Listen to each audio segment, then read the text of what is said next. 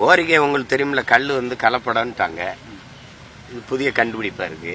பதநீரை இறக்கி 2 நாள் அப்படியே வச்சா கெட்டு போய் இது கல்லா மாறுதுன்றாங்க. நம்மெல்லாம் என்ன அந்த பனைமரத்தில் தூக்கில் தொங்க முடியாது, நம்ம மட்டை ரொம்ப உயரமா இருக்குல்ல, தூக்கில் ஏன் சாகலாம். இப்படியெல்லாம் ஒரு ஐயா பொன்முடிய ஆசிரியராக இருந்தார், பேராசிரியராக இருந்தாங்கிறாங்க. சரி, அவருக்கு தெரியல, ஐயா சபாநாயகர் அப்பாவுக்கும் தெரியலையா?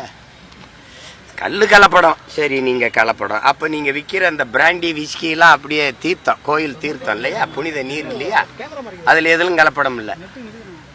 உலகத்திலே தூய நீர் அப்படியே நேரடியா கலப்படம் இல்லாத ஒரு மதுனா, அது மதுன்னு சொல்லக்கூடாது, மூலிகை சாறு. அது பனம்பால் தென்னம்பால், அது கலப்படம் இல்லாத ஒன்று. அதுல சுண்ணாம்பு தேய்ச்சாதான் அது பதநீராவே மாறும்.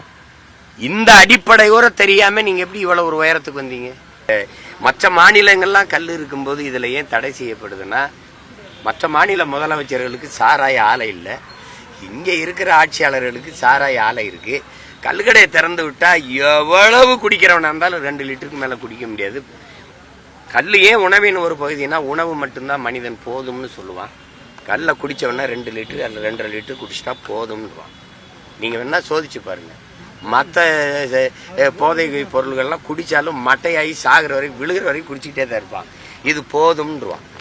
அப்ப என்ன பண்ணணும்னா, இந்த டாஸ்மார்க் வியாபாரம் படுத்தா இவங்க காய்ச்சி விற்கிற வியாபாரமும் படுத்துக்கிறோம். அதனால அந்த கல்லை மது என்று சொல்லி அதை தடுத்து விட்டுட்டு, இந்த பீர் பிராண்டி விஸ்கி எல்லாம் கோயிலில் விற்கிற தீர்த்தம், புனித நீர், அதை எல்லாரும் வாங்கி பருகலாம்னு அப்படி வச்சுட்டு, அப்புறம் இது மாதிரி நின்று, உங்க அப்பாவா சொல்றேன், போதையின் பாதைக்கு செல்லாதீர்கள், உங்க அருமையான உடம்பை ஏன் நீங்கள் கெடுத்துக் கொள்கிறீர்கள், தயவு செய்து யாரும் குடிக்காதீர்கள். அது துண்டிச்சா ஏன் அந்த மாவட்டத்தில் டாஸ்மார்க் சரக்கு வியாபாரம் குறைஞ்சிருக்கு, கலெக்டர் ஆய்வு செய்கிறார். செய்தி என்ன, எந்த மாதிரி நாட்டில் வாழ்றோன்னு நீங்க தான் சொல்லணும்.